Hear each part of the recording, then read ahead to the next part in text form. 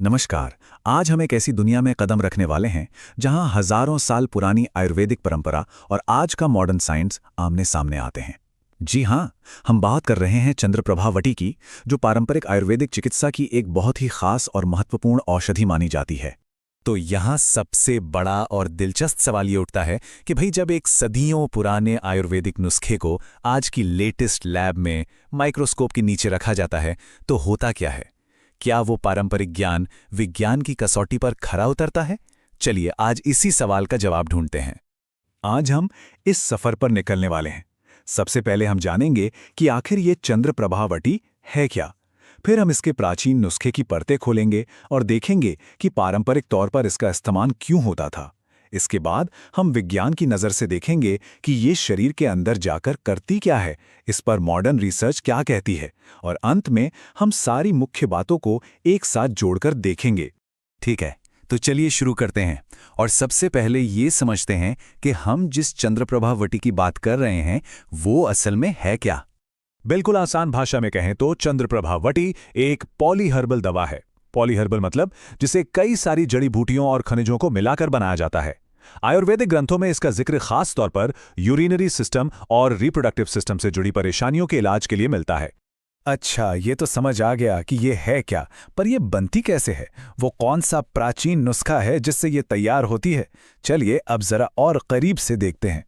और यहाँ जो बात हैरान करती है वो है इसकी कॉम्प्लेक्सिटी। ये कोई एक दो चीज़ों का मिक्सचर नहीं है। इसमें 30 से भी ज़्यादा अलग अलग तरह की जड़ी बूटियां और खनिज मिलाए जाते हैं। गुग्गुलू और शिलाजीत जैसे नाम तो इसके मुख्य घटक हैं।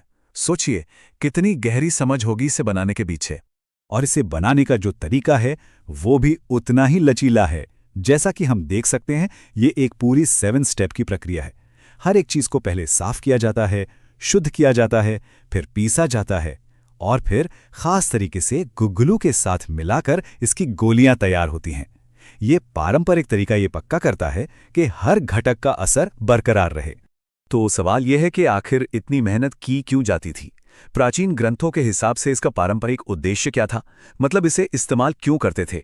देखिए, इसका इस्तेमाल कई तरह की हेल्थ प्रॉब्लम्स के लिए होता था, लेकिन मुख्य रूप से मूत्र से जुड़ी समस्याओं, जिन्हें आयुर्वेद में मूत्रकृच कहते हैं, और डायबिटीज यानी प्रमेह के लिए।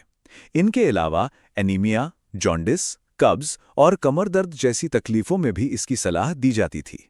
ग्रंथों के मुताबिक इसकी जो सामान्य डोज है वो 250 से 500 मिलीग्राम की होती थी और इसे पानी, दूध या कुछ और खास चीजों के साथ लेने को कहा जाता था।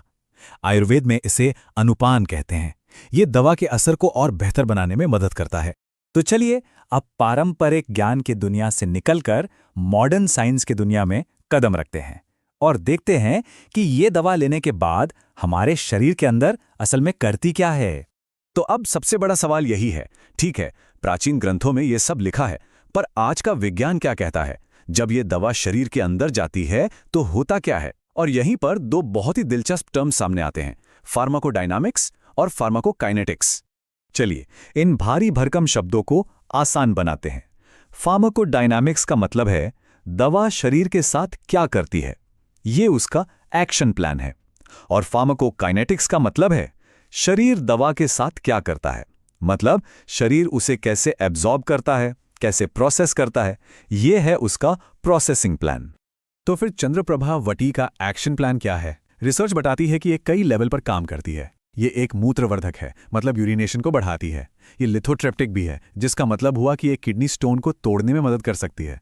और तो और इसमें एंटी इन्फ्लेमेटरी, एंटी माइक्रोबियल यानी सूजन और कीटाणुओं से लड़ने वाले गुण और लिवर को प्रोटेक्ट करने वाले गुण भी पाए गए हैं। अच्छा, एक्शन प्लान तो समझ आ गया, लेकिन क्या इन दावों का कोई सबूत है? क्या मॉडर्न रिसर्च और क्लिनिकल स्टडीज इन बातों की पुष्टि करती हैं? आइए देखते हैं।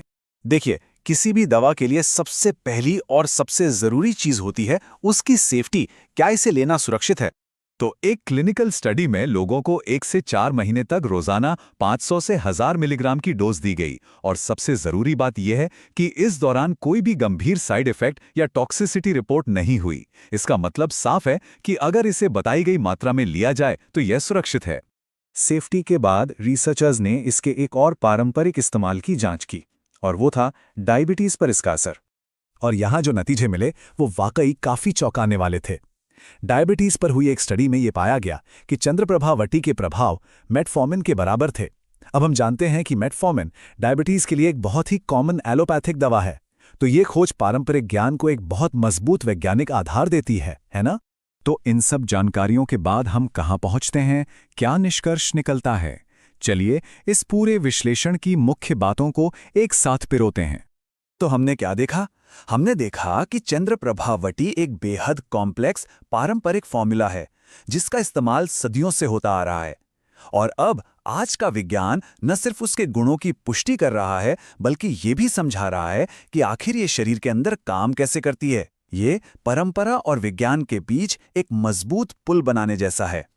और ये पूरी चर्चा हमें एक बहुत ही दिलचस्प सवाल पर लाकर छोड़ देती है कि जैसे जैसे विज्ञान पारंपरिक ज्ञान की गहराइयों में उतर रहा है, ऐसे और कितने प्राचीन नुस्खे और उपचार होंगे जो बस अपने वैज्ञानिक विश्लेषण का इंतजार कर रहे हैं।